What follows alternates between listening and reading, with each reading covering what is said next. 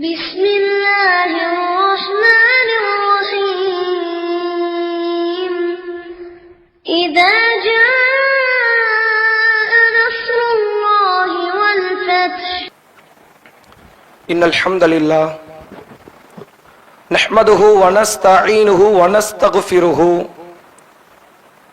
ونعوذ بالله من شرور أنفسنا ومن سيئات أعمالنا من يهده الله فلا مضل له ومن يضلله فلا هادي له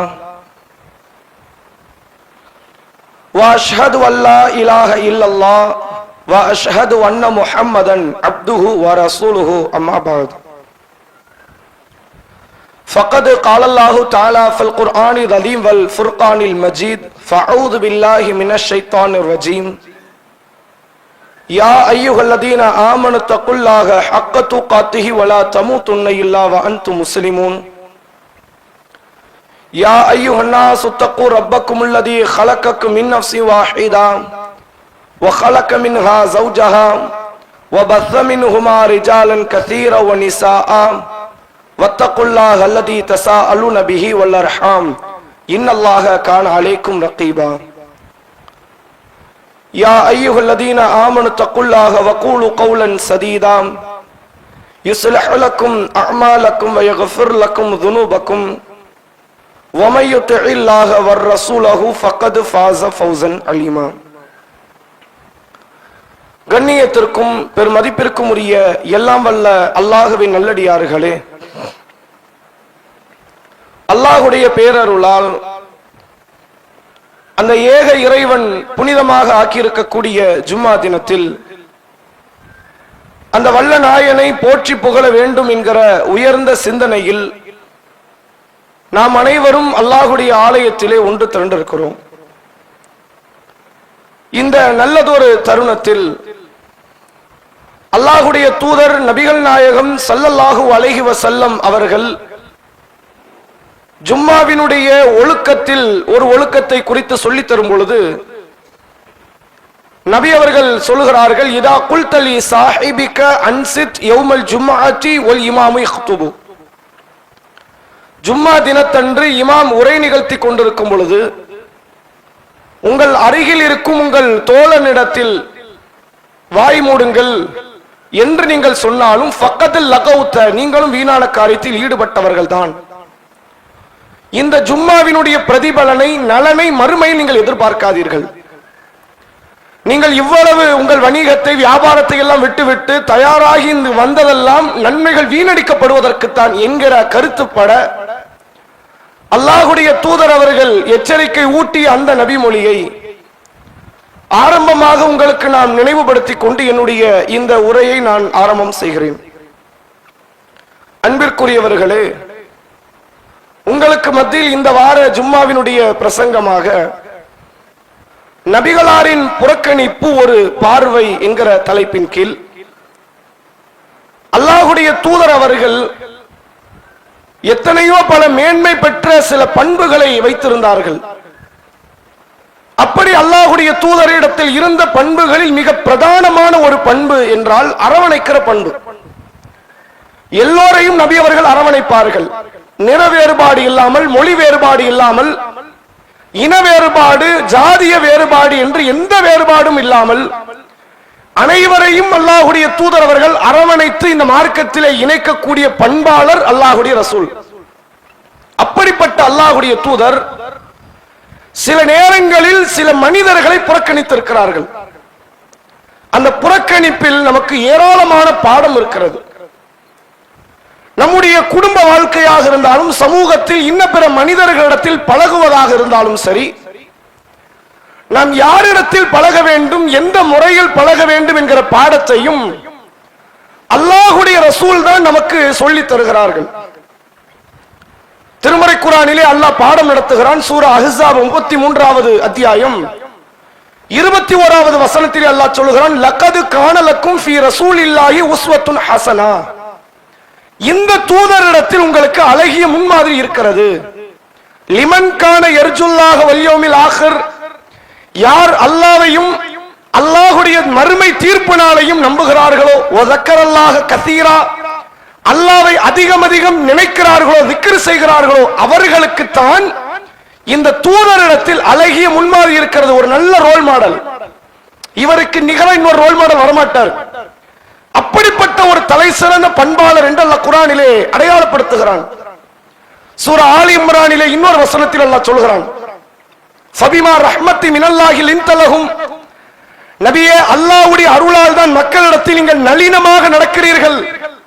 வலவ் குன்த ஃபல்லன் கலீலல் கல்ப், ஒருவேளை நீங்கள் கடின உள்ளம் கொண்டவராக இருந்தால், முரட்டு சுபாவம் உடையவராக நீங்கள் இருந்திருந்தால், லன் ஃபத்து மின் ஹவுலிக, இந்த கூட்டம் என்றைக்கும் உங்களை விட்டு ஓடி இருப்பார்கள்.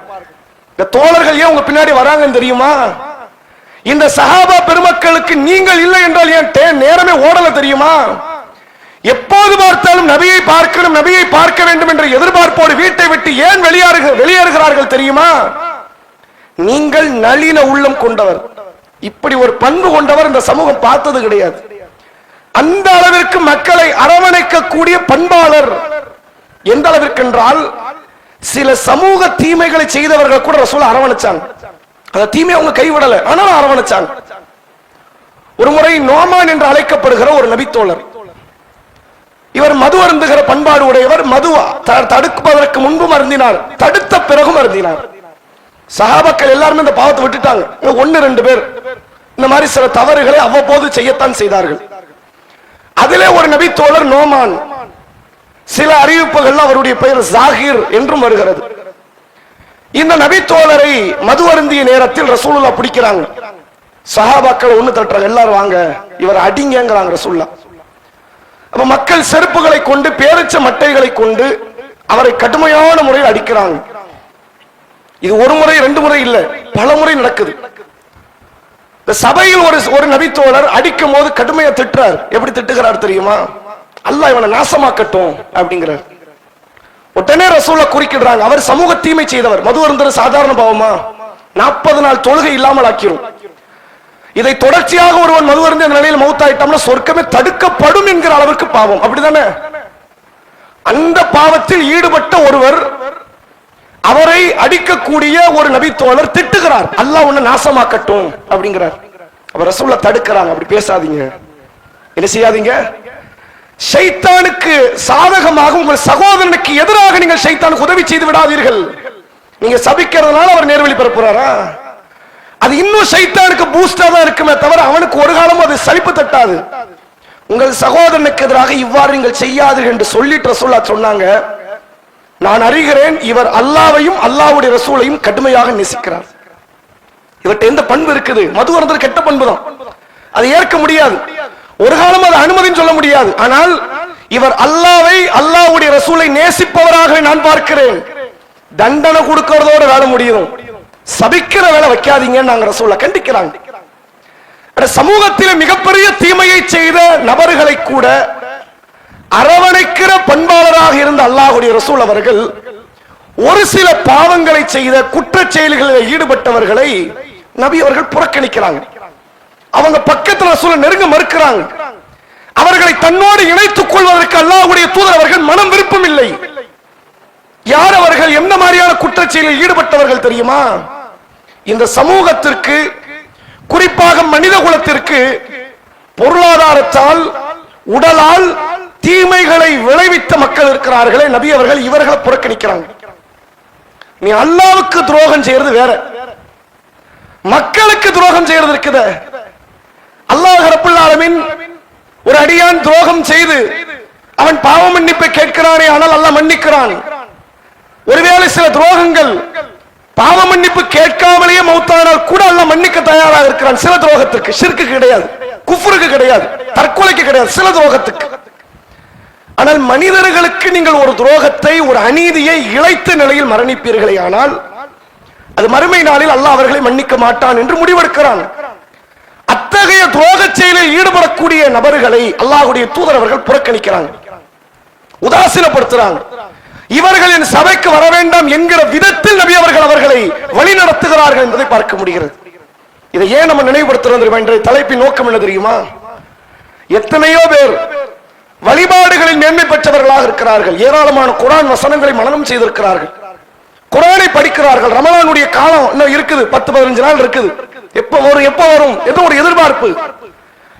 இறைவனுக்கு செய்ய வேண்டிய அமல்களில் இவ்வளவு பெரிய ஆர்வம் இருக்கக்கூடிய இந்த மக்கள் தனது சொந்த பந்தங்கள், தன் உறவுக்காரர்கள், தன் அண்டை வீட்டார்கள், தனக்கு தெரிந்தவர்கள், தெரியாதவர்கள், நட்பு வட்டாரங்கள், இவர்களுக்கு நம்ம துரோகம் பண்றோமே, அநீதி இழைக்கிறோமே, இவர்களுடைய நம்பிக்கைக்கு நாம் மிகப்பெரிய பாதகத்தை, குந்தகத்தை ஏற்படுத்துகிறோமே என்ற எண்ணம் ஏன் அதிகமான இஸ்லாமியர்களுடைய உள்ளங்களில் வருவது கிடையாது?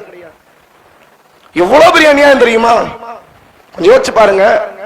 முன்ன பின்ன தெரியாதவனுடைய பணத்தில் இருந்து திருடுனா அது பேர் திருட்டு, அப்படித்தானே? நம்ம மக்கள் செய்வது என்ன? உடன் பிறப்புகள் இருந்து திருடுறான், சொத்துக்களில களவாடுகிறான், ஏராளமான மோசடித்தனமான காரியத்தில் ஈடுபடுகிறான். அந்த களவாடுகிற தன்மை, அபகரிக்கிற மோசடி செய்யக்கூடிய தன்மை இருக்கிறதே, சில நேரங்களில் பகையை உண்டாக்குகிறது. உடன் பிறப்புகளோடு சண்டை பிடித்த இவன், சில மக்கள், சில முஸ்லிம்கள் ஜனாசாவுக்கு கூட செல்லாதவர்களும் இருக்கிறார்கள். அல்லாஹ்வுக்கு பயந்து யோசித்து பாருங்கள், அப்படி மக்கள் இருக்கிறாங்களா இல்லையா? தன் கூட பிறந்த அண்ணன் சண்டை, எதுக்குப்பா சண்டை? மார்க்கத்துக்காக சண்டை போட்டி. அவர் அபூஜஹல், நீ ரசூலுல்லாவா? சொத்துக்கு சண்டை, பொருளாதாரத்துக்கு சண்டை. தாய் தந்தைக்கு கடைசி காலத்தில் சில பொருளாதாரத்தை செலவழித்திருப்பார்கள் மருத்துவமனையில், அதுக்கு சண்டை. நான் 5 லட்சம் கொடுத்தேன், பங்கு பிரிக்கும், எனக்கு 5 லட்சத்தை எடுத்து வை. யாருக்கு கொடுத்தீங்க? உங்க தாய் தந்தைக்கு தானே கொடுத்தீங்க. கணக்கு பார்க்கிறார்கள். சொந்த பந்தங்களுக்கு மத்தியில் ஏராளமான பகைமை உணர்வுகளை பாராட்டக்கூடிய மக்கள், ஆனால் அடுத்தவர்களுக்கு ஒன்று ஓடி நிற்கிறாங்க. இவங்களுடைய நிலையை புரிஞ்சிக்க முடியல. தன் பக்கத்தில் இருப்பவன் ஆரம்பிக்க சொன்னாங்க ரசூலுல்லாஹ் தர்மத்தை. தர்மம் எங்கிருந்து கொடுக்கணுமா? பக்கத்தில் இருக்கிறவன் முதல்ல கொடு. உன் உறவுக்காரன், உன் சொந்த பந்தங்களை முதலில் அரவணைத்துக் கொள். சொந்த பந்தங்களுக்கு தான் ரசூலுல்லாஹ் தர்மத்தை முன்னுரிமை கொடுக்க சொன்னார்கள். அது இரட்டிப்பு கூலியை தரும் என்றார்கள் நபி அவர்கள். தன் அண்ணனை, தம்பியை, உடன்பிறப்புகளை, தாய் தந்தையை, தாய் தந்தையினுடைய உடன்பிறப்புகளை புறக்கணித்து விட்டு சமுதாயத்தில் எங்கேயோ கடைக்குடியில் இருக்கிற ஏழை மக்களுடைய ஜனாசாவில் கலந்து கொள்ளக்கூடிய முஸ்லிம்கள் இருக்கிறார்கள். அந்த ஏழை மக்களுக்கு உணவு பொருளாதாரத்தை தரக்கூடியவர்கள் இருக்கிறார்கள். எவ்வளவு பெரிய வன்மம் உள்ளத்தில் இருக்கு. இதை தவிர இந்த காரியத்துக்கு என்ன பேர் வைக்கணும்? இதை வன்மம் என்று சொல்லாமல் வேற என்ன பேர் சொல்லி கூப்பிட முடியும்? மக்கள் எத்தனை பேர் உலக ஆசைக்காக, உலக பொருளாதாரத்திற்காக தன் உடன் பிறப்புகளை, தன் சொந்த பந்தங்களை முறித்து வாழக்கூடிய மக்கள். இவர்கள் உண்மையில் சமுதாயத்தில் புறக்கணிக்கப்பட வேண்டிய மக்கள். நம்ம நினைக்கிறோம் இது சாதாரண காரியம். மனித உரிமையில தலையிடக்கூடியவர்களை சமுதாயத்தில் புறக்கணிங்க. ரசூலுல்லாஹ் எப்படிதான் புறக்கணிச்சாங்க தெரியுமா? அல்லாஹ் இவர்களை எப்படி புறக்கணிக்க வைக்கிறான் என்று பாருங்கள். நீங்க மற்ற குற்ற செயலுக்கு தண்டனை பார்க்கலாம். என்ன செயலுக்கு தண்டனை இருக்கு? கொலைக்கு கொலை, அப்படிதானே? விபச்சாரத்திற்கு கசையடி அல்லது சிலருக்கு மரண தண்டனை. வெவ்வேறு விதமான காரியங்களுக்கு சிலருக்கு அல்ல தண்டனை தருகிறான். ஒரு 2 குற்ற செயலை நான் உங்களுக்கு உணர்த்துகிறேன். முதல் குற்ற செயல் திருட்டு. திருட்டுக்கு என்ன தண்டனை? வித்தியாசமா, யாருமே இதுவரை பேசாத விதத்தில் வித்தியாசமாக அந்த தண்டனை அல்லாஹ் சொல்கிறான். சூரா மாயிதாவினுடைய 5வது அத்தியாயம் 38வது வசனம் அல்லாஹ் சொல்கிறான், வஸ்ஸாரிகு வஸ்ஸாரிகா, திருடியவன் ஆணாக இருந்தாலும் பெண்ணாக இருந்தாலும் ஃபக்கத்தாவு ஐதியஹுமா, கையை வெட்டி எரிஞ்சிருங்கிறான் அல்லாஹ். ஏன் தெரியுமா? இவர்கள் சம்பாதித்ததற்கான கூலி அது. அல்லாஹ்வுடைய தண்டனை. வல்லாஹு அஸீஸுன் ஹகீம், அல்லாஹ் மிகைத்தவன், ஞானமிக்கவன் என்று சொல்லி வித்தியாசமான ஒரு தண்டனை. கையை வெட்டுங்கிற தண்டனை. நீ 1000 ரூபாய் திருடியான்றது 10,000 புடுங்க, இப்படி சொல்லல அல்லாஹ். எப்படி சொல்லி இருக்கணும்? 1000 திருடினியா 10,000 கூடு, ஃபைனை கட்டு. அப்ப பாதிக்கப்பட்டவனுக்கு கொஞ்சம் கூடுதல் பயன் இருக்குமா இல்லையா? இவன் கை போறதுல அவனுக்கு என்ன பயன்? என்ன பயன் தெரியுமா? இவனை ஊர் உலகமே காரி துப்பணும். இனி எவனும் இவனை சபையில சேர்த்துக் கொள்ள கூடாது. கை இல்லாதவன் என்றாலே சமுதாயம் திட்டவட்டமாக முடிவெடுக்கும். இவன் திருடன். சமுதாயத்தில் காலாகாலத்துக்கு இந்த பேரோட வாழணும். இவன் திருடன், இவன் திருடிட்டான், திருடியதனால் தான் இவன் கைவட்டப்பட்டது, சமூகமே இவனை புறக்கணிங்க என்ற விதத்தில் அல்லாஹ் ரப்புல் ஆலமீன் இவ்வாறு மார்க்க சட்டத்தை சொல்லி தருகிறான். இன்னொரு வசனத்தை நீங்கள் பார்க்கலாம் திருமறை குர்ஆனில். சூரா நூர் என்கிற 24வது அத்தியாயம் 4வது வசனம் அல்லாஹ் சொல்லுகிறான், இறைவன் பேசுகிறான், வல்லதீன யர்மூனல் முஹ்ஸனாத் கற்பொழுக்கம் உள்ள பெண்கள் மீது எவன் அவதூறை பேசுகிறானோ, ஒரு பெண் நல்ல பெண், சாலிகான பெண், இந்த பெண்ணை பத்தி தெரியுமா உனக்கு? மோசமானவ, புருஷனுக்கு துரோகம் பண்ணிட்டா, இஷ்டத்துக்கு பேசுவார்கள். மனித உரிமை என்பது எவ்வளவு சர்வ சாதாரணமாயிட்டு பாருங்க. நீங்கள் பார்க்கலாம், பேசக்கூடியவர்கள் அதிகமானவர்கள் சொந்த பந்தங்களா தான் இருப்பான். சம்பந்தம் இல்லாம பேச மாட்டான். அவன் பேச அவனுக்கு அவசியம் கிடையாது, அவனுக்கு அது தெரியவும் செய்யாது. யார் பேசுகிறார்கள், யார் பேசிக் கொண்டிருக்கிறார்கள்? பல அபலை பெண்கள், கற்பொழுக்கம் உள்ள நாணயமிக்க பெண்கள் மீது சொந்த பந்த பெண்கள் பேசுகிறார்கள். அல்லாஹ் எப்படி புறக்கணிக்கிறான் பாருங்க அவங்கள. அல்லாஹ் சொல்லுகிறான், சும்மலம் யதூபி அர்பஈன ஷுஹதா, அப்படி குற்றச்சாட்டை வைத்து 4 சாட்சியை நீ கொண்டு வரணும். இந்த பொம்பளை தப்பு பண்ணான்னு சொன்னியா இல்லையா? நீ சொன்ன 4 பேரை கூட்டு வா, நேரடியாக பார்த்த 4 பேர். ஆமா, இந்த பெண் அந்நிய ஆடவரோடு படுக்கையில் இருந்ததை நான் பார்த்தேன், 4 பேர் வந்து சொல்லணும், பார்த்தது, ஐ விட்னஸ். அப்படி அவர்கள் வரவில்லை என்றால் ஃபஜ்லிதூஹும் ஸமானீன ஜல்தத்தன், அல்லாஹ் சொல்கிறான், அவர்களுக்கு 80 கசைடு கொடுங்க. விபச்சாரம் பண்ணவனுக்கு 100 தான். எப்படி? விபச்சாரம் பண்ணவனுக்கு 100 தான். விபச்சாரம் பண்ணதாக குற்றச்சாட்டை கொண்டு வரானே, அவன் அந்த குற்றச்சாட்டை நிரூபிக்க தவறிவிட்டால் 4 பேரில் போய் சொன்னாலோ அல்லது மாற்றமாக பேசினாலோ முரண்பட்டு பேசினாலோ ஒவ்வொருத்தனுக்கு 80 கசைடு கொடுங்கிறான். இப்ப புறக்கணிக்கிறான் பாருங்க. அல்லாஹ் சொல்லுகிறான், வலா தக்பலு லஹுமு ஷஹாதத் அபதன், ஒருபோதும் இவர்கள் சாட்சியை இனி ஏற்றுக்கொள்ளவே கொள்ளாதீர்கள். இவன் யாரு? இவனை ஒரு நாளும் இவனை பொருட்டாக்காதீங்க, இவனை மதிக்கவே செய்யாதீங்க. இவன் என்ன சொன்னாலும் நம்பாதீங்க. சமுதாயத்தில் நம்ப தகுதியற்றவன் இவன் தான் என்று அல்லாஹ் புறக்கணிக்க சொல்கிறான். புறக்கணிச்சிரு, இவன் வேண்டாம் வேண்டாம். அட, மனிதனுடைய மானத்தில் விளையாடி விட்டு நீ வருவ, ஒரு பெண்ணை நீ நாசமாக்குவ, அவன் குடும்பத்தை நாசமாக்குவ. சாதாரண வார்த்தைகள் என்று நீ நினைத்து பேசுகிற வார்த்தை இருக்கிறது, இனிமேல் சாகர வரைக்கும் இவனை நீ சமுதாயத்தில் சேர்த்துக்காது. புறக்கணிச்சிரு. இவன் என்ன சொன்னால் நம்பாதீங்க. அப்பட்டமான பொய்யன் சைத்தான் இவன் தான் என்கிற விதத்தில் அல்லாஹ் இத்தகைய குற்றச் செயலை சொன்னவனே அல்லாஹ் உதாசீனப்படுத்துகிறான். மனித உரிமை, திருட்டு சாதாரண காரியமா? இழந்தவனுக்கு தான் வழி தெரியும், சாகர வரைக்கும் திருடங்கிற பேரோட சுத்து. பச்சை குத்தனா கூட மறைச்சிடலாங்க, கையை வெட்டினதை மறைக்க முடியாது. விபச்சாரம் செய்தார் என்று ஒரு கற்பொழுக்கம் உள்ள பெண் மீது அவதூறு பேசுவியா? சாகர வரைக்கும் என்ன சொன்னாலும் ஏத்துக்காதீங்க. இவன் அப்பட்டமான பொய்யன் என்று முடிவெடுங்க. இவனை பொருட்டாவே மதிக்காதீங்க. சமுதாயத்தில் இப்படி ஒரு கேரக்டர் இருக்கிறதே மறந்து வாழுங்கிற விதத்தில் அல்லாஹ் ரப்பல் ஆலமீன் இவர்களை புறக்கணிக்க சொல்கிறான். நம்ம யாரை புறக்கணிக்கிறோம் தெரியுமா? நம்ம திருமண நிகழ்வில் சிலரை அழைக்க மாட்டோம். ஏன் அழைக்கல? அவன் எனக்கு மதிப்பு தரல, அவன் கல்யாணத்தில் என்ன கூப்பிடல. நம்ம யாரை புறக்கணிக்கிறோம்?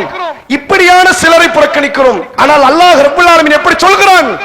சமுதாயத்திற்கு, மனித குலத்திற்கு துரோகம் விளைவித்தவன் தான் நீங்கள் புறக்கணிக்கப்பட தகுதி படைத்தவன். ரசூலுல்லாஹ் சில விருந்துகளை புறக்கணிக்க சொன்னாங்க. அதுல நேரடியா சொன்ன ஒரு விருந்து தெரியுமா? பிஸத்தாமுல் தாமல் வலீமா. சில விருந்துகளை மக்களே நீங்கள் புறக்கணித்து விடுங்கள். ஏன் தெரியுமா? சமுதாய துரோகி அவன். ஏன்? ஏழைகளை புறக்கணித்து விட்டு பணக்காரனை மட்டும் அழைக்கிறானே, அந்த விருந்துக்கு போயிராதேங்கிறாங்க. அவன் விலை உயர்ந்த பொருளை வச்சிருக்கலாம், விலை உயர்ந்த உணவு வச்சிருக்கலாம், இவனை மதிக்கவே செய்யாது. இவனுக்கு என்ன மதிப்பு கேட்கிறது? இவனை ஏன் மதிக்கணும்? அண்டை வீட்டுக்காரனாக இருக்கிற ஏழை அவன் கண்டுகொள்ளவில்லை. ஒரு நாள் ஒரு பொழுது ஒரு வாய் உணவு குறுக்கவில்லை. இவன் உறவுக்காரர்களை, சொந்த பந்தங்களை, தனக்கு தெரிந்த முக்கியஸ்தர்களை, பணக்காரர்களை, படித்த பட்டதாரிகளை அழைத்து இவன் விருந்து வைக்கிறான, இவன் வீட்டுக்கு போயிடாதீங்க, புறக்கணியுங்க. ஏன்? சமுதாய துரோகி இவன். பக்கத்தில் இருக்கிற ஏழையை கண்டுகொள்ள மாட்டேங்கிறான். இவன் எல்லாம் இந்த சமுதாயத்தில் கூட சேர்ந்து இருப்பதற்கு தகுதி படைத்தவன் அல்ல என்பதை அல்லாஹ்வுடைய தூதர் அவர்கள் காட்டுகிறார்கள். ரசூலுல்லாஹ்வுடைய காலத்திலிருந்து ஒரு அற்புதமான சம்பவம் பாருங்க. ரசூலுல்லாஹ்வுடைய சிறிய தந்தை ஹம்சா ரலியல்லாஹு அவர்கள் உஹது களத்தில் கொல்லப்படுகிறார்கள். அப்படிதானே? இந்த ஹம்சா யாரு அப்படின்னா, இவர் இஸ்லாத்தை ஏற்றுக்கொள்கிறார். மக்காவில் ரசூலுல்லாஹ்வுடைய முஸ்லிம் படையினர்கள் பலத்தை பெறுகிறார்கள். 2 பேர் இஸ்லாத்தை ஏற்றது மக்காவில் அவங்களுக்கு ஒரு பெரிய ஸ்ட்ரென்த் கொடுத்துச்சு. ஒன்று ஹம்சா ரலியல்லாஹு அவர்கள், இன்னொரு உமர் இப்னு கத்தாப் ரலியல்லாஹு அவர்கள். இருவருடைய இஸ்லாமிய பிரவேசம் என்பது இஸ்லாமிய சாம்ராஜ்யத்திற்கு ஒரு பெரும் தூணாக, மைல்கல்லாக இருந்தார்கள். அப்படிப்பட்ட ஹம்சா அல்லாஹ்வுடைய தூதரோடு ஏறத்தாழ ஒத்த வயதுடையவர். ரசூலுல்லாஹ் பிறக்கும் போது அதுக்கு ஒரு சில மாதங்களுக்கு முன்னாடி தான் ஹம்சா பிறக்கிறார். பாட்டனார் அது அப்துல் முத்தலிபால் பிறந்தவர், ஏறத்தாழ ஒத்த வயது உடையவர். இந்த ஹம்சா சிறிய தந்தை என்பது ஒரு இரத்த பந்தத்தில் தான், ஆனால் சகோதரர்களை போன்று பழகுவார்கள். இஸ்லாமிய சாம்ராஜ்யத்துக்கு பெரும் பெரும் உதவிகளை செய்தவர். ஆரம்பத்தில் நபி அவர்களை பக்கபலமாக நின்று காப்பாற்றியதில் அபூ தாலிப் எவ்வளவு பங்கு வகித்தாரோ அதற்கு சரிநிகர் பங்கு வகித்தவர் ஹம்சா ரலியல்லாஹு அவர்கள். இந்த ஹம்சாவை கொன்னது யாரு தெரியுமா? மக்கா காஃபிர்கள்ல இருந்து ஒரு நபர் உஹது யுத்தத்திலே வக்ஷி என்கிற ஒரு அடிமை அனுப்பி வைக்கிறார். இந்த வக்ஷியோடு சேர்ந்த பிலால், ரெண்டு பேரும் ஒன்னாதான் இருந்தாங்க ஆரம்பத்தில். பிலால் தன்னுடைய சுதந்திரம் தான் தனக்கு முக்கியம், மார்க்கத்தை ஏற்றுக்கொள்ள வேண்டும் என்று இஸ்லாத்தை ஏற்கிறார். பல துன்பத்தை அனுபவித்தார். இந்த துன்பத்தெல்லாம் பார்த்துட்டு வக்ஷி நான் வரமாட்டேன்ட்டார். நான் எதுக்கு அடிபடணும், அவசியமே இல்ல, நான் அடிமையாவே இருந்துக்கிறேன் போயிட்டார். இவர் மீண்டும் இப்போது உஹது களத்துக்கு வருகிறார். எதற்கு வருகிறார்? ஹம்சாவை கொன்றால் என் எஜமானர் என்னை விடுதலை செய்வதாக சொன்னதாக அவர் வருகிறார். ஒளிந்திருந்து அவருக்கு இலக்கு வேறு யாருமே கிடையாது. நபியை கொல்லணும், முஸ்லிம்களை கொல்லணும், எனக்கு தேவையே கிடையாது. என்னை பொறுத்தவரை ஹம்சா செத்தா போதும், ஹம்சாவை நான் தான் கொள்ள வேண்டும் என்ற இலக்கோடு வந்து ஹம்சா ரலியல்லாஹு அவர்களுடைய மறை உறுப்பிலே மிகப்பெரிய ஈட்டியை பாய்த்து விட்டு கொடூரமான முறையில் கொலை செய்து விட்டு புறக்கணித்து விட்டு ஓடிவிட்டார். போர் முடியுது. ரசூலுல்லாஹ் உஹது யுத்தத்திலே பல இழப்புகளை சந்தித்தார். அதுல நீங்காத மிகப்பெரிய இடரளிக்கிற இழப்பு என்றால் தன் சிறிய தந்தை ஹம்சாவினுடைய இழப்பு. காலங்கள் ஓடுகிறது, இஸ்லாம் வளர ஆரம்பிக்கிறது. இந்த வக்ஷி என்பவர் மக்கா வெற்றியினுடைய சூழ்நிலையில் இஸ்லாத்தை ஏற்றுக்கொள்கிறார். ஆனா அவருக்கு பயம், நபி எங்க நம்மளை பார்த்த கொன்னுருவாங்களோ. ஏன்னா சாதாரண துரோகம் கிடையாது. யுத்த களத்தில் வந்து எதிரிகளோடு எதிரிகளாக நின்று மக்களை சந்தித்தால் வேறு, ஒளிந்திருந்து குறிப்பிட்ட ஒரு நபரை மட்டும் கொன்று விடுவது என்பது இது வெஞ்சன்ஸ், ஒரு வகையான பகை உணர்வு. இது எவ்வளவு பெரிய தவறு தெரியுமா? அன்றைக்கு மக்கா காஃபிர்களை பகை உணர்வோடு ஒருவன் இன்னொருவனை கொன்று விட்டால் 10 தலைமுறைகள் கடந்தேனும் அவன் குடும்பத்தை இன்னொருவனை கொள்ளுவார்கள். அப்படிப்பட்ட பகை உணர்வில் ஊறி திளைத்தவர்கள். அவர் ரசூலுல்லாஹ் பத்தி அவருக்கு பயம், ஒருவேளை நபி நம்மளை கொன்றுவாங்களோ. அங்கிருந்து தாயிஃப் நகரத்துக்கு போகிறார். தாயிஃப் நகரத்தில் ரசூலுல்லாஹ் முதல்ல பிரச்சாரம் செய்யும்போது இஸ்லாத்தை ஏத்துக்கல, இப்ப ஏற்றுக்கொள்கிறார்கள். நபி அன்னைக்கு சொன்னாங்கல்ல, நீங்க அழிச்சிராதீங்க, பிள்ளைங்க ஏத்துக்கலாம். ரசூலுல்லாஹ் காலத்தில் ஏற்றுக்கொண்டார்கள் இஸ்லாத்தை. அப்ப அந்த மக்களினுடைய தூதுக்குழுக்களில் ஒருவராக உள்ளே நுழைகிறார். மீண்டும் மக்காக்குள் ரசூலுல்லாஹ் பார்க்கிறார். ரசூலுல்லாஹ் கரெக்டா ஐடென்டிஃபை பண்ணிட்டாங்க. நீங்க வக்ஷி தானேன்னு கேட்கிறாங்க. அந்த வக்ஷியும் நீங்க வக்ஷி தானேன்னு கேட்கிறாங்க. அவர் நாம், ஆமா அல்லாஹ்வின் தூதரே. அக்கத்தல்த ஹம்சா, ஹம்சாவை கொன்னது நீங்க தானான்னு கேட்கிறாங்க. நீங்க வக்ஷின்னு எனக்கு தெரியும், ஆனா நீங்க தான் கொன்னதா ஒரு பேச்சு இருக்குது, உண்மையிலேயே நீங்க தான் ஹம்சாவை கொன்னீங்களா? அப்போ வக்ஷி ரலியல்லாஹு அவர்கள் சொன்னார்கள், உங்களுக்கு வந்த தகவல் உண்மைதான், நான் தான் கொன்னேன் அப்படிங்கிற. ரசூலுல்லாஹ் புறக்கணிக்கிறாங்க பாருங்க. உங்க முகத்தை என் பக்கத்துல காட்டாதீங்கன்ட்டாங்க. என்ன செய்யாதீங்க, நான் உங்களை பார்க்க விரும்பல. இஸ்லாத்துக்கு வராதுன்னு சொல்ல அதிகாரம் எனக்கு கிடையாது. யாரு கிடையாது? யாரு வந்தாலும் யாரு வரவில்லை என்றாலும் சரி தடுப்பதற்கான அதிகாரம் எனக்கு இல்லை. நீங்க தாராளமா வரலாம், மார்க்கத்தில் அமல் செய்யலாம், அல்லாஹ்வுடைய சொர்க்கத்தை எதிர்பார்க்கலாம், நன்மைகளை எதிர்பார்க்கலாம், தப்பு கிடையாது. உங்க முகத்தை என் பக்கம் காட்டாதீங்கன்ட்டாங்க. ஏன்? மிகப்பெரிய துரோகம். இது யாருமே எதிர்பார்க்கல. எதிரிகள் கூட நேரடியாக வந்து யுத்த களத்தில் சந்தித்தவர்கள். ஆனால் எந்த விதமான காழ்ப்புணர்வு உங்களுக்கு இஸ்லாமிய சாம்ராஜ்யத்தின் மீது இல்லாத போது கூட தன் விடுதலைக்காக வேண்டி ஒரு மனிதர் கொல்ல வந்தீங்க பாருங்க, எவ்வளவு பெரிய துரோகம் இது. அது விடுதலைக்காக யாருனாலும் கொல்லுவீங்க அப்படியா? அட மனித இறக்க உள்ளமே இல்லையே. அபூஜஹல் கொல்ல வந்தான், உத்பா கொல்ல வந்தான், ஷைபா கொல்ல வந்தான், அபூ சுஃபியான் கொல்ல வந்தார்கள். ஏன் கொல்ல வந்தார்கள்? இந்த மார்க்கத்தை கொள்கையால எதிர்த்தார்கள், கொல்ல வந்தார்கள். உங்களுக்கு தான் கொள்கையே தெரியாது, ஏன் கொல்ல வந்தீங்க? உங்கள் விடுதலைக்காக. அப்போ உங்க விடுதலைக்கு யாராலும் கொள்ளுவீங்க. நீங்க விடுதலை பெற வேண்டும் என்றால் எந்த மனித உயிரையும் நீங்கள் பந்தாடுவீர்கள். உங்கள் முகத்தை என் பக்கம் நீங்கள் காட்டாதீர்கள் தாங்க ரசூலுல்லாஹ். புறக்கணிப்பு. இன்றைக்கு சமுதாயத்தை நீங்கள் பார்க்கலாம், எத்தனையோ பல மக்கள் சில துரோகங்களை மனித சமுதாயத்துக்கு நிகழ்த்துகிறார்கள். அவர்களை கூட சேர்த்து நாம் வாழ்ந்து கொண்டிருக்கிறோம். அவன் என்ன செய்யறோம்? அவன் திருந்திட்டான், நல்லவனாயிட்டான். சமூக துரோகத்தில் இருந்து ஒருவன் திருந்தினால் இஸ்லாம் அவனை அரவணைக்கலாம். நீங்கள் அவர்களை அரவணைப்பீர்களே, ஆனால் அந்த துரோகத்தை மீண்டும் உருவாக்குவதற்கு நீங்கள் தரக்கூடிய ஊட்டச்சத்தாகத்தான் அது பார்க்கப்படும். அதை நீங்க இஸ்லாம் அரவணைக்க கூடாதா? என்னவென்றால், என்ன காரணம் என்றால், இவர்களை நீங்கள் கூட சேர்த்து கொண்டிருப்பது சில வகையான தவறுகளை இந்த சமுதாயத்தில் அடுத்த கட்ட தலைமுறை மக்கள் செய்வதற்கு தூண்டுகோலாக அமையும். புறக்கணிங்க. இவர்களோடு எந்த விதமான பெருமளவில் இவர்களோட பந்த பாச பாராட்டுதலை நீங்கள் கூடுமானவரை நிறுத்திக் கொள்ளுங்கள். ஏன்? சமூகத்துக்கான துரோகம். எத்தனை பேர் வட்டி வாங்கக்கூடியவர்களோடு இணைந்து வாழ்கிறார்கள் தெரியுமா? எத்தனை பேர் மற்ற ஏனைய பல தீமைகளை, மோசடிகளை, ஏமாற்றுதலை, கலப்படத்தை செய்யக்கூடியவர்களோடு இணைந்து வாழ்கிறார்கள் தெரியுமா? மனித குலத்திற்கான துரோகம் இல்லையா இது? இதுதான் அவர்களுக்கான பாடம் என்பதாக இஸ்லாம் சொல்லுகிறது. அவர்களை புறக்கணியுங்கள். வீட்டுல பெண்ணை திருமணம் முடிச்சு கொடுப்போம். வீட்டுக்கு ஒரு பெண்ணை பார்ப்போம். எப்படி பார்ப்போம்? திருமணம் எப்படி முடித்து கொடுப்போம்? வழிபாடுகளையும், இறையச்சத்தையும், மார்க்கத்தையும், ஒழுக்கத்தையும், இதையெல்லாம் பார்த்து நீங்கள் இரக்க சிந்தனையும் பாருங்கள். அப்படி இல்லாதவர்கள் எக்காரணத்தை கொண்டும் அவர்கள் உங்களுடைய மனமுடிப்புக்குரிய ஒரு காரியத்திற்குரியவர்களாக நீங்கள் தேர்வு செய்யாதீர்கள். இதை இஸ்லாமிய மார்க்கம் சில அடிப்படைகளிலே நமக்கு சொல்லித் தருவதை பார்க்க முடிகிறது. ஒரு துரோகத்தை நீங்க பார்க்கலாம். ரசூலுல்லாஹ்வுடைய காலத்துல ஒரு யுத்தக்களம், மிகப்பெரிய யுத்தக்களம், தபூக் என்று அழைக்கப்படுகிற ஒரு பிரம்மாண்டமான யுத்தக்களம் நபி அவர்கள் நிகழ்த்துகிறார்கள். தொலை தூரத்தில் உள்ள கிறிஸ்துவ படை, கிறிஸ்துவ சாம்ராஜ்யத்துக்கு எதிராக நடத்தப்பட்ட முதல் யுத்தம். அந்த யுத்தத்துக்கு ரசூலுல்லாஹ் போகும்போது எல்லா மக்களையும் கூப்பிடுறாங்க. எல்லாரும் வந்துருங்கப்பா, யாரும் ஆப்சென்ட் ஆயிடக்கூடாது. ஊனமுற்றோர்கள், பார்வை தெரியாதவர்கள், பெண்கள், சிறியவர்கள், வயது முதிர்த்தவர்கள், அவங்களுக்கு மட்டும் விதிவிலக்கு. மற்றவங்க எல்லாரும் வந்துடணும்னு அல்லாஹ்வுடைய தூதரவர்கள் அழைப்பு கொடுக்கிறாங்க. அந்த யுத்த களத்துக்கு ரசூலுல்லாஹ் போறாங்க. போயிட்டு திரும்புறாங்க. சிலர் வரல யுத்த களத்துக்கு. தெரியுமா? நயவஞ்சகர்கள் வரவில்லை. அவர்களோடு சேர்ந்து 3 நபி தோழர்கள் வரல. காப் இப்னு மாலிக் ரலியல்லாஹு அன்ஹு அவர்களோடு சேர்ந்து இன்னொரு 2 நயவஞ்சகர்கள் வராங்க. ரசூலுல்லாஹ்ட்ட வந்து சத்தியம் செய்து சொல்கிறார்கள். என்ன காரணம், என்ன ரீசன்? உண்மையான ரீசன் இருந்தா வேற. நயவஞ்சகனுக்கு தான் அவனுக்கு சத்தியம்ல ஒரு விஷயமே கிடையாது. அல்லாஹ் மீது ஆணையாக சொல்லுகிறேன், வைத்த வலி, கை வலி, கால் வலி, தலைவலி, உடம்பு முடியல, மனைவிக்கு பிரச்சனை, பிள்ளைக்கு பிரச்சனை, என்னத்தையாவது ஒரு ரீசன். ரசூலுல்லாஹ் என்ன பண்றாங்க? அப்படியா, சத்தியம் பண்ணிட்டேன்லப்பா, அப்ப பிரச்சனை, நீ எங்களோட சேர்ந்து இருக்கலாம் விட்டாங்க. இந்த 3 தோழர்கள் வராங்க. அல்லாஹ்வின் தூதரே, அல்லாஹ் மேல சத்தியமிட்டு சொல்லுகிறேன், எங்கள்கிட்ட ரீசனே இல்லைன்ட்டாங்க. உண்மை பேசுகிறார்கள். இவர்கள் யார்? உண்மை பேசுகிறார்கள். எங்கள்கிட்ட எந்த காரணமும் கிடையாது. நாங்கள் உண்மையில் அல்லாஹ்வை, மார்க்கத்தை நேசிப்பவர்கள் தான். திடகாத்திரமா இருக்கிறோம். பணங்காசு இருக்குது, ஒட்டகம் இருக்கிறது, குதிரை இருக்கிறது. ஏன் வரல தெரியுமா? சும்மா வரலன்ட்டு.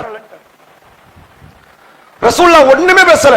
நீங்க உண்மை சொல்லுகிறீர்கள், நீங்க எழுந்து போங்கன்ட்டாங்க. எழுந்துச்சு போங்க. 50 நாட்கள் இவர்கள் சமுதாயத்தால் பரிஷ்காரம் செய்யப்பட்டார்கள், ஒதுக்கி வைக்கப்பட்டார்கள். எவ்வளவு கடுமையான மன அழுத்தத்துக்கு போனாங்க தெரியுமா? அந்த அழுத்தத்தை அல்லாஹ் கொடுக்கிறான். 50 நாள் கடக்கிறது. அந்த காலம் கடந்த பிறகு அல்லாஹ் ரப்பல் ஆலமீன் அவர்களை மன்னித்ததாக திருமறை குர்ஆனிலே சான்று பகர்கிறான். யோசித்து பாருங்கள். குற்றச் செயலில் ஈடுபடக்கூடியவர்கள், அந்த ஈடுபட்டு கொண்டிருக்கிற நிலையில் உள்ளவர்களை எல்லாம் அரவணைத்து சேர்த்து அவர்களோடு வாழக்கூடிய மனநிலை கொண்டவர்களாக மாறிவிட்டோம். கெட்டவர்கள் சமுதாயத்தில் நம்மோடு நெருக்கத்தில் இருக்கும் போது நல்லவர்கள் நம்மை விட்டு தூரமாகி விடுவார்கள். ரசூலுல்லாஹ் அதனால தான் சொன்னாங்க, நல்ல நட்பை சேருன்னாங்க. நல்ல நண்பனுக்கு உதாரணம் கஸ்தூரியை வைத்திருப்பவனை போன்றுனாங்க. கெட்ட நண்பனுக்கு உதாரணம் ஒரு கொள்ளையிலே இரும்பை தயாரிக்கக்கூடியவன் நெருப்போடு இருக்கக்கூடியவனுக்கு சமம் என்றார்கள் நபி அவர்கள். அவன் கூட இருந்து நீங்க உருப்பட மாட்டீங்க. ஒன்று அவனுடைய நெருப்பு உங்களை எரித்து விடலாம், அல்லது அவனோடு துருவாடை உங்களோடு ஒட்டிக் கொள்ளலாம். இவர்களை புறக்கணித்து விடுங்கள். நாளை மறுமை நாளில் சில அடியார்கள் சொர்க்கம் செல்வார்கள், சிலர் நரகம் போவார்கள். அல்லாஹ் சொல்கிறான், யத்தஸாஅலுன் ஃபில் ஜன்னாத்தி அனில் முஜ்ரிமீன். நரகவாசிகள் குற்றவாளிகளை பார்த்து சொர்க்கம் செல்லுகிற மக்கள் கேட்பார்களா, மா சலக்கக்கும் ஃபீ சக்கர். சக்கர் என்கிற இந்த கொடிய நரகத்தில் உங்களை தள்ளியது எது? அவர்கள் சொல்லுவார்கள், லம் நக்கும் மினல் முஸல்லீன், நாங்கள் தொழவில்லை. வலம் நக்கு நுதைமுல் மிஸ்கீன், நாங்கள் ஏழைகளுக்கு உணவளிக்கவில்லை. வகுன்னா நகூது மால் காயிதீன், வீணான காரியத்தில் மூழ்கி கடந்தவர்களோடு நாங்கள் மூழ்கி கடந்தோம். வகுன்னா நுகذிபு பியௌமித்தீன், மறுமை நாளை நாங்கள் பொய் என்று கருதினோம். ஹத்தா அத்தானல் யகீன், மறுமை வருகிறவரை, மரணம் வருகிறவரை நாங்கள் இப்படித்தான் இருந்தோம். தவறான நட்பு, தவறான சேர்க்கை, அது உங்களை நரகம் வரை கொண்டு வந்து சேர்த்து விடும். யாரை புறக்கணிக்க வேண்டும் என்று இஸ்லாம் சொல்லுகிறது தெரியுமா? சமுதாயத்திற்கு, மனித குலத்திற்கு துரோகம் விளைவிப்பானே ஆனால் அவனை ஒட்டுமுதலமாக புறக்கணித்து விடுங்கள். ரசூலுல்லாஹ் வெறும் விருந்த புறக்கணிக்க மட்டும் சொல்லல. ரசூலுல்லாஹ் வெறும் அவனோடு பேச்சுவார்த்தை புறக்கணிக்க மட்டும் சொல்லல. எல்லா விதத்திலும் அவர்களை புறக்கணித்து விடுங்கள், ஒதுக்கி விடுங்கள். ஏன் இவர்கள் உங்களுக்கான சகோதரர்களாக மாட்டார்கள்? என்றைக்கு தங்களுடைய தவறுகளை திருத்தி முழுமையாக நிலை மாறி இனி பாவத்தின் பக்கம் மனித குலத்தினுடைய துரோகத்தின் பக்கம் செல்ல மாட்டேன் என்ற மனநிலையோடு இந்த மார்க்கத்தை நோக்கி வருகிறார்களோ அப்போதுதான் அவர்கள் உங்களுக்கு சகோதரர்களாக மாறுவார்கள். மற்றபடி அவர்கள் மாற மாட்டார்கள். அல்லாஹ்வுடைய தூதர் ஸல்லல்லாஹு அலைஹி வஸல்லம் அவர்கள் தன் வாழ்நாளில் அபூ சுஃபியானை ஏற்றுக்கொண்ட அல்லாஹ்வுடைய ரசூல், காலித் பின் வலீதை ஏற்றுக்கொண்ட அல்லாஹ்வுடைய ரசூல், அம்ர் இப்னு ஆஸ் ரலியல்லாஹு அவர்களை இவங்க எல்லாம் யாரு? குஃபுர்ல முக்கியமான தளபதிகளாக நின்றவர்கள். இந்த அம்ர் இப்னு ஆஸ் நஜ்ஜாஷி மன்னர்கிட்ட போய் பேசுறார். என்னன்னு பேசுறார் தெரியுமா? உங்களுடைய ஊருக்குள் ஜாஃபருடைய தலைமையில் ஒரு கூட்டம் வந்தது, அவங்க எல்லாம் அடிமைகள், திருப்பி எங்கள்கிட்ட அனுப்பிடுங்க. அங்க போய் பிரச்சனை பண்ணார் இந்த அம்ர் பின் ஆஸ். இந்த காலித் பின் வலீத் யாரு தெரியுமா? உஹது யுத்தத்திலே 70 நபித்தோழர்கள் கொல்லப்படுவதற்கு மூல காரணமாக செயல்பட்டவர். இந்த அபூ சுஃபியான் யாரு தெரியுமா? பத்ருக்கும் உஹதுக்கும் கந்தக்குக்கும் மிகப்பெரிய பக்கபலமாக நின்றவர். நபி அவர்கள் கொள்கையின் விரோதிகளை, கொள்கையில் இருந்தவர்கள் மாறி நேரிய பாதைக்கு வரும்போது அரவணைத்தார்கள். ஆனால் அந்த அரவணைப்பு எந்த அளவுக்கு இருந்துச்சு தெரியுமா? ஒரு முறை நடந்த சம்பவத்தை நீங்கள் கேளுங்கள். இறுதியான செய்தியாக சொல்லி நிறைவு செய்கிறேன். அபூபக்கர் ரலியல்லாஹு அவர்கள் ஒரு சபையில் இருக்கிறாங்க. மக்கா வெற்றி நடக்கிற நேரம். சுஹைப் ரலியல்லாஹு அவர்கள், சல்மான் பின் ஃபாரிஸ் ரலியல்லாஹு அவர்கள், பிலால் இப்னு ரபாஹ் ரலியல்லாஹு அவர்கள், இந்த 3 பேரும் சஹாபிகள். ஆரம்பத்தில் இஸ்லாத்தை ஏத்துக்கிட்டோம். இவங்களும் எப்போ? இந்த அபூபக்கர் ரலியல்லாஹு அவங்க, உமர் ரலியல்லாஹு அவங்க இஸ்லாத்துக்கு வந்தாங்கல, அந்த பீரியட்லயே வந்துட்டாங்க இஸ்லாத்துக்குள்ள. பெரிய தியாகம் செய்தார்கள். ஆனால் இவர்கள் அற்ப மனிதர்கள். சமுதாயத்தில் அவங்க யாரு? பிலால சொல்ல வேண்டியது இல்லை, அவங்க இஸ்லாத்துக்கு முன்னாடி எவ்வளவு பாடுபட்டாங்க என்பதை. அதே போன்றுதான் சல்மான் ரலியல்லாஹு அவர்கள், அதே போன்றுதான் சுஹைப் ரலியல்லாஹு அவர்கள். இந்த 3 பேரும் மக்கா வெற்றியினுடைய நெருக்கம். ஊருக்குள்ள நுழையிற நேரம் ரசூல் ஒரு இடத்துல டென்ட் போட்டு இருக்கிறாங்க. அபூ சுஃபியான் வருகிறார் இஸ்லாத்தை ஏத்துக்க. அந்த 3 பேர் ஒரு வார்த்தையை சொல்றாங்க. என்ன சொன்னாங்க தெரியுமா? அல்லாஹ்வுடைய எதிரிகள் எத்தனையோ பேருடைய தலைகளை வெட்டி எரிஞ்சிருக்கிறோம். அபூ ஜஹல், உத்பா, ஷைபா, உமையா, வலீத் இப்னு வலீத், எவ்வளவு பேர் வெட்டிட்டோம். இந்த ஒரு எதிரியை விட்டுட்டோம் நம்ம அப்படிங்கிறாங்க. இஸ்லாத்தை ஏத்துக்கிட்டார்ல, இப்ப பாதுகாப்பு உணர்வை அடைய போகிறார். இனிமே நம்மளால இவர் தொட முடியாது. ஆனா எல்லா விதமான பிரச்சனைக்கு மூளை இந்த அபூ சுஃபியான். பத்ர் யாரால வந்துச்சு? அபூ ஜஹலாலே வந்துச்சு, அபூ சுஃபியானால் வந்தது. இந்த அபூ சுஃபியான் சொல்லுகிறார், என்னை முகம்மதுடைய படைகளும் என்னுடைய பொருளை கொள்ளையடிப்பதற்கு வருகிறார் என்று சொன்னதன் விளைவுதான் அபூ ஜஹல் படையை திரட்டிட்டு பத்ருக்கு வரான். இவர் சொல்லவில்லை என்றால் அந்த போரே நடந்திருக்காது. உஹதுக்கு தளபதி இவர், கந்தக் யுத்தத்தின் தளபதி இவர். இவரை விட்டுட்டோமே அப்படிங்கிறாங்க. அப்ப அபூபக்கர் ரலியல்லாஹு அவங்க பக்கத்துல இருந்து சொல்லுகிறார், வார்த்தையை பாருங்கள் தோழர்களே, குறைஷி தலைவரை பத்தி பேசுறீங்க தப்பா அப்படிங்கிறார். அவர் தலைவர்னா அவர் செய்த துரோகம் இல்லைன்னு ஆயிருமா? அபூபக்கர் ரலியல்லாஹு அவர்கள் இவர்களை விடவெல்லாம் மார்க்க அறிஞர். ஆனால் இந்த இடத்துல தவறான வார்த்தை பிரயோகிக்கப்படுகிறார். என்ன சொல்றாரு? குறைஷி தலைவர்களை திட்டுகிறீர்களா அப்படிங்கிறாங்க. இந்த கம்ப்ளைண்ட் ரசூல் வரைக்கும் போயிடுச்சு. ரசூல் அபூபக்கர் ரலியல்லாஹு அவங்களை கூப்பிடுறாங்க. அபூபக்கர் வாங்க, அக்லப்தஹும், பிலாலை, சல்மானை, சுஹைபை நீங்கள் கோபப்படுத்தி விட்டீர்களா அபூபக்கரே? இன் அகலப்தகும் அகலப்த ரப்பக்கும், நீங்கள் ஒருவேளை அவர்களை கோபப்படுத்தி இருந்தால் உங்கள் இறைவனை நீங்கள் கோபப்படுத்தி விட்டீர்கள். எவ்வளவு பெரிய தியாகி அபூபக்கர் ரலியல்லாஹு அவர்கள். அவருடைய மார்க்க அறிவு, அவர் அர்ப்பணிப்பு, அவருடைய தியாக உணர்வு, அவர் வழிபாடு எதிலையாவது நம்ம இல்லைங்க மற்ற சஹாபியால் பக்கத்துல நிக்க முடியுமா? நம்மள விட்டுருங்க. அவ்வளவு பெரிய தியாகி. ஆனால் அல்லாஹ்வுடைய ரசூல் அவர்கள் அபூபக்கர் ரலியல்லாஹு அவர்களுக்கு எதிராக பேசினார்கள். ஏன் தெரியுமா? இவங்க உண்மையிலே பாதிக்கப்பட்ட இடத்துல இருக்கிறாங்க. இவங்க பேசியது நியாயம். அவர் பாதிப்பை கொடுத்த இடத்தில் இருக்கிறார். எல்லா விதமான பிரச்சனை முடிஞ்சிருமா இஸ்லாத்தை ஏற்பதனால்? அவர் செய்த துரோகத்தை மக்கள் மறப்பாங்களா? அதன் வெளிப்பாடு அந்த வார்த்தை. நீங்க அவர்களை என்ன கோபப்படுத்துகிறீர்கள்? அவர்களை கோபப்படுத்தி இருந்தால் அபூபக்கரை நீங்கள் அல்லாஹ்வை கோபப்படுத்தி விட்டீர்கள். நாங்கள் யாரை ஆனால் அரவணைக்க வேண்டும், யாரை உதாசீனப்படுத்த வேண்டும் என்பதை மார்க்கம் சொல்லித் தருகிறது. இஸ்லாம் எல்லோருக்கும் திறந்த கதவுகள். அனைவரும் வரலாம், இந்த மார்க்கத்தை ஏற்றுக்கொள்ளலாம், அல்லாஹ்வுடைய சொர்க்கத்தை எதிர்பார்க்கலாம், எந்த தவறும் கிடையாது. மனித குலத்திற்கு துரோகம் விளைவித்தவர்கள், மனிதர்களை மனிதர்களாக பாவிக்காதவர்கள், அந்த சிந்தனை கொண்டவர்கள், அவர்கள் செய்த அந்த கொடுஞ்செயல்களை லேசில் மற்ற மனிதர்கள் மறந்துவிட முடியாது. எப்படி மறக்க முடியும்? இன்றைக்கு எல்லா விதமான மனித குலத்திற்கான துரோகத்தை செய்யக்கூடியவர்களோடு கைகோர்த்து நிற்கிற இடத்தில் சமுதாயம் சென்று கொண்டிருக்கிறது. அரசியல் பிரிந்து கிடக்கிறாங்க. அரசியல் நம்ம அல்லாஹ் கிட்ட காப்பாத்தாது, அப்படித்தானே? அல்லாஹ் காப்பாத்துமா? யாரெல்லாம் நான் பெரிய அரசியல்வாதி, நான் ஒரு எம்பி, நான் பார்லிமெண்ட்ல நான் ஒரு மந்திரி சொன்ன காப்பாற்ற முடியுமா? அது அல்லாஹ் கிட்ட. அரசியலுக்காக சொந்த சகோதரனை, இஸ்லாமிய தோழனை, நன்மையை நோக்கி செல்லக்கூடியவனை புறக்கணித்து விட்டு எவன் இஸ்லாத்திற்கு துரோகம் செய்கிறான் அவனோடு கைகோர்த்து நிற்கிறான் என்றால் இவன் யார்? இவன் புறக்கணிக்கப்பட வேண்டுமா இல்லையா? இந்த சிந்தனை நீங்கள் தெளிவாக வளர்த்துக் கொள்ளுங்கள். இந்த துன்யாவை பொறுத்தவரை அரசியல் என்பது ஒரு மாயை.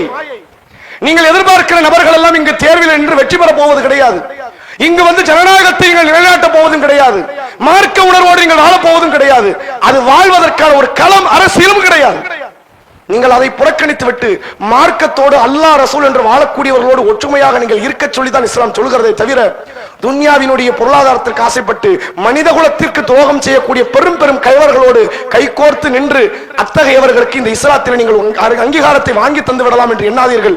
அது உங்களையும் பலகீனப்படுத்தி உங்களுடைய மறுமை வாழ்வையும் சேர்த்து அதை பலகீனப்படுத்தி விடும் என்பதை இந்த நேரத்தினுடைய தகவலாக சொல்லி என்னுடைய உரையை நிறைவு செய்கிறேன். அஸ்ஸலாமு அலைக்கும் வரஹ்மத்துல்லாஹி வபரகாத்துஹு. நஹ்மதுஹு வ நுஸல்லி அலா ரசூலின் கரீம். அம்மா பாத். கண்ணியத்திற்குரிய சகோதர சகோதரிகளே, ஷாபான் மாதத்தினுடைய பிறை 15 மக்களால், பெரும்பான்மையான மக்களால் ஷபே பராத் என்று சொல்லி ஒரு நோன்பு வைக்கப்படும். இன்னைக்கு வச்சிருக்கிறாங்க பல மக்கள். இதுவே முதல்ல நிலைப்பாட்டின்படி தப்பு.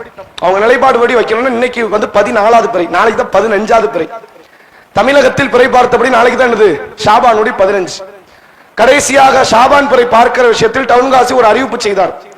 ஆந்திராவில் கடப்பாவில் பிறை தென்பட்டு விட்டது, எனவே ஷாபான் பிறை வந்து விட்டது அப்படின்னாரு. அது பெரிய ஆச்சரியம்லாம் கிடையாது. 2010 மாலக்கோன்ல பிற பார்த்தன்னு அறிவிச்சவர் இவர். 2010 எங்க பிற பார்த்தாங்கன்னா மாலக்கோன். மாலக்கோன் எங்க இருக்குது? மகாராஷ்டிரா மாநிலத்தில் இருக்கு. அதனால அதோட கம்பேர் பண்ணும்போது கடப்பா இங்கதான் இருக்கு, பிரச்சனை இல்லை. அப்படி பிறைகளை குழப்படி செய்து நாளைக்கு வைக்க வேண்டியது, இது வைக்கவே கூடாது, வைக்க கூடாத நோன்பு. ஒரு பேச்சுக்கு மார்க்க அடிப்படையில் இருக்கும் என்று வைத்துக் கொண்டால் கூட நாளைக்கு வைக்க வேண்டிய நோன்பு இன்னைக்கு வச்சுட்டாங்க. இது பிறையில் அவர்களுடைய முரண்பாடு. சரி, இந்த நோன்பு இருக்கிறதா? நேற்று இரவு 3 யாசினை ஓதி இருக்கிறார்கள், தஸ்பீக தொழுகை தொழுதிருக்கிறார்கள், இரவு தொழுகை அதிகமாக ஈடுபாட்டோடு செய்திருக்கிறார்கள். இது சரிதானா அப்படின்னா இரவு தொழுகை தப்பு கிடையாது, யாசின் தப்பு கிடையாது, நோன்பு வைப்பது தப்பு கிடையாது. தஸ்பீக தொழுகை அது மார்க்கத்தில் கிடையாது, அது தனி கதை. அப்ப யாசின் தப்பு கிடையாது, ஓதுன என்ன தப்பு, என்ன பிரச்சனை அப்படின்னா அல்லாஹ்வுடைய ரசூல் சொல்லி தராத ஒரு அமலை நம்ம கட்டமைக்கிறது இருக்குல்ல, அது பெரும்பாவம். இவ எப்படி பெரும்பாவம் ஆகும் அப்படின்னா, உதாரணத்துக்கு நீங்க பாருங்க, சுபுக தொழுகை 2 ரக்காத் அப்படிதானே. ஒருத்தர் தெரிஞ்ச வேணுக்குன்னு அத்தஹியாத்துல உட்காராம 3ஆவது ரக்காத்துக்கு எந்திக்கிறார், அல்லது அத்தஹியாத்துல உட்கார்ந்துட்டு எந்திக்கிறார். இவர் தொழுகை ஏற்கப்படாது. இப்ப கேள்வி என்ன வரும்? அவர் நன்மை தானே செய்யறாரு. எந்திரிச்சு தக்பீர் கட்டி சினிமா பாட்டு பாடினாரா, கதை பேசினாரா, அல்ஹம்து சூரா ஓதுனாரு, துணை சூரா ஓதுனாரு, ருக்கு செஞ்சாரு, சுஜூத் செஞ்சாரு, அது எப்படி பிழையாக யாராவது கேட்பாங்களா? முழு உலகமே தெரிந்து வைத்திருக்கிறதா? நபி 2 தான் தொழுதாங்க, வாழ்நாள் முழுக்க 2 தான் தொழுதாங்க. நபி 3 தொழல. நீ மறந்து போய் எந்திரிச்சிருந்தா கூட கடைசி 2 சுஜூது பண்ணணும். நீ வேணுக்குன்னு எந்திக்கிறன்னு தொழுகை ஏற்கப்படாது. அப்படி பேசுவோமா இல்லையா? அப்ப நல்லதா கெட்டதா இஸ்லாத்தை நீங்க பார்க்கவே கூடாது. நல்லது கெட்டதுன்னு பார்க்க கூடாது. நல்லதுன்னா பெருநாளைக்கு நோன்பு வைப்போமா? நோன்பு நல்லது தானே. பெருநாளைக்கு வைப்போமா? ஹராம். ஐயாமு தஷ்ரீக்குடைய நாட்கள் வைப்போமா? ஹராம். நல்லதுன்னு பார்க்க கூடாது. நல்லது கெட்டது என்ற பார்வை இங்க வரவே கூடாது. ஏன்னா அல்லாஹ்வுடைய ரசூல் சொன்னது மட்டும்தான் நல்லது, ரசூலுல்லாஹ் சொன்னது அத்தனை கெட்டது. இந்த பார்வை தான் இருக்கணும். அந்த அடிப்படையில் இந்த ஷபே பராத் என்ற பெயரில் இரவு தொழுகை, 3 யாசின், நோன்பு வைப்பது என்பது ரசூலுல்லாஹ் காட்டி தரல. இந்த பராத்துக்கு, இந்த பராத் இரவுக்கு என்ன சொல்றாங்க அப்படின்னா நரக விடுதலை நடக்கக்கூடிய நாள் அப்படிமா. இந்த இரவுல அல்லாஹ் என்ன செய்வான்? அதிகமான நரகவாசி விடுதலை பண்றான். உண்மையில அப்படி ஒரு நாள் இருக்கு, அரஃபாவுடைய நாள். அதிகமான நரகவாசிகள் விடுதலை செய்யப்படுகிற நாள் இந்த நாள் கிடையாது. இதுலயுமே குளறுபடி. ஏராளமான மார்க்கத்துக்கு விரோதமான ஒரு கருத்து என்பதோடு மட்டுமில்லாமல் இமாம் ஷாஃபி ரஹிமஹுல்லா மதுஹபில் இவர்கள் தலையை வைத்து கொண்டாடுகிற இமாம் ஷாஃபி ரஹிமஹுல்லா தன்னுடைய புத்தகத்திலே இது குறித்து மறுத்திருக்கிறார். ஷபே பராத் என்பது இஸ்லாத்தில் இல்லை என்று திட்டவட்டமாக சொல்லியிருக்கிறார். அதை இவர்கள் மதுஹபையும் கடைபிடிக்கல, குர்ஆனையும் கடைபிடிக்கல, ஹதீஸையும் கடைபிடிக்கல, மதுஹபையும் கடைபிடிக்கல.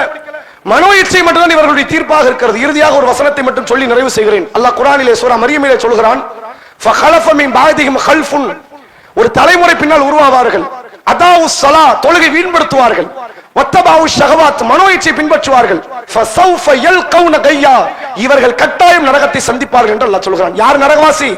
மனோ இச்சையின் அடிப்படையில் மார்க்க தீர்ப்பை உண்டாக்கி கொண்டவர்கள் நரகவாசி. அந்த அடிப்படையில் இன்றைய தினமோ நாளைய தினமோ ஷபே பராத் என்ற பெயரில் நீங்கள் நோன்பு வைப்பீர்களே ஆனால் அது மார்க்கத்தில் தடுக்கப்பட்டது. அது அல்லாமல் ரசூலுல்லாஹ் திங்கட்கிழமை வைக்க சொன்னாங்க, வியாழக்கிழமை வைக்க சொன்னாங்க, ஒரு நாள் விட்டு ஒரு நாள் வைக்க சொன்னாங்க, நன்மை நாடி நான் வைக்கிறேன் அப்படின்னு ரசூலுல்லாஹ் சொன்ன அந்த கலாச்சாரத்தோடு ஒன்றிய ஒரு நோன்பு நீங்கள் வைப்பீர்கள் ஆனால் தவறு கிடையாது. ரசூலுல்லாஹ் எல்லா நாளும் இரவு தொழுகை தொழுதிருக்கிறாங்க, என்ன வெள்ளிக்கிழமை மட்டும் பர்டிகுலர் தேர்வு பண்ணி தொழாதீங்கன்னு தனியா சொல்லியிருக்கிறாங்க. நீங்க தாராளமா எல்லா நாளும் தொழுங்க. ரசூலுல்லாஹ் யாசின் மட்டும் தான் ஓத சொன்னாங்களா, ரஹ்மான ஓத சொன்னாங்க, தபாரக் ஓத சொன்னாங்க, எல்லா சூறாவையும் ஓதுங்க, தப்பு கிடையாது. ஷபே பராத் என்ற பெயரில் இதற்கு தனி கூலி கிடைக்கும் என்ற பெயரில் இஸ்லாம் சொல்லாத நம்பிக்கையின் அடிப்படையில் நீங்கள் செயல்படுவீர்களே, ஆனால் அது அல்லாஹ்விடத்தில் பெரும் தண்டனைக்குரியதாக மாற்றிவிடும் என்பதை இந்த நேரத்தின் தகவலாக சொல்கிறேன். இறுதியாக பள்ளியினுடைய ஒரு அறிவிப்பு. வரக்கூடிய ரமலான் மாதத்தில் நம்முடைய பள்ளி சார்பாக நோன்பு கஞ்சி விநியோகத்திற்காக வேண்டி மக்கள் மத்தியிலே வசூல் செய்து கொண்டிருக்கிறோம். இப்ப ஆரம்பிச்சிருக்கிறோம். ஒரு நாளினுடைய செலவு என்பது 11,000 ரூபாய். நோன்பு கஞ்சிக்காக மட்டும் ஆகக்கூடிய செலவு. இஃப்தாருக்காக வரக்கூடிய நோன்பாளிகளுக்கு அந்த ஒரு நாளினுடைய இஃப்தாருடைய செலவு 5,000 ரூபாய் என்று நம்ம நிர்ணயம் செய்திருக்கிறோம். நோன்பாளிகளுக்கு கொடுக்கணுங்கிறது வந்து ரசூலுல்லாஹ்வுடைய காலத்துல வந்து இருந்த ஒரு அஜெண்டாங்கிறது கிடையாது. ஆனா ரசூலுல்லாஹ் அவளது ஆர்வம் ஊட்டப்பட்டது. நோன்பாளிகளுக்கு கொடுப்பதை அல்லாஹ்வுடைய ரசூல் அவர்கள் நன்மைக்குரிய காரியம் என்று சொன்னாங்க. அதனுடைய கூலி உங்களுக்கு கிடைக்கும் என்று நபி அவர்கள் காட்டி தந்தது இருக்கிறது. சரி, அப்ப ஏன் நம்ம சிரமம் எடுத்து இதை ஏன் செய்யணும் அப்படின்னா, இந்த ரமலான் காலத்திலே ஒரு வக்து தொழுகை ஜமாத்து கிடைக்கட்டும்ங்கிறது. நம்ம ஏனைய தொழுகை கிடைக்கும், இந்த மகரிபுடைய நேரத்தில் நோன்பு திறந்ததோட மகரிபினுடைய ஜமாத்தும் கிடைக்கும் என்ற அடிப்படையும், நோன்பாளிகளுக்கு நம்மால் முடிந்தது எல்லா மக்களும் வருகிறார்கள் என்னும் பொழுது ஏழைகளும் மக்கள் உள்ள வருவாங்க. ஏழைக்கு மட்டும் அப்படின்னா சமுதாயத்தை அவங்களை பிரிச்சு காட்டுற மாதிரி இருக்கும். எல்லாருக்குமானது அப்படின்னா ஏழையும் வருவாங்க, பணக்காரன் வருவாங்க. ஏழைகள் கூச்சநாச்சம் இல்லாமல் உள்ளே வந்து சாப்பிடுவதற்கு அவர்களுக்கு பயனுள்ளதாக இருக்கும். இது மாதிரியான சில நன்மையான காரியங்களை அடிப்படையாக வைத்துதான் இந்த நோன்பு திறக்கும் நிகழ்ச்சி நாம் ஏற்பாடு செய்திருக்கிறோம். அதற்கு உங்களுடைய பங்களிப்பை தாராளமாக தந்து வழங்கும்படி கேட்டுக்கொள்கிறோம். அஸ்ஸலாமு அலைக்கும் வரஹ்மத்துல்லாஹி வபரகாத்துஹு.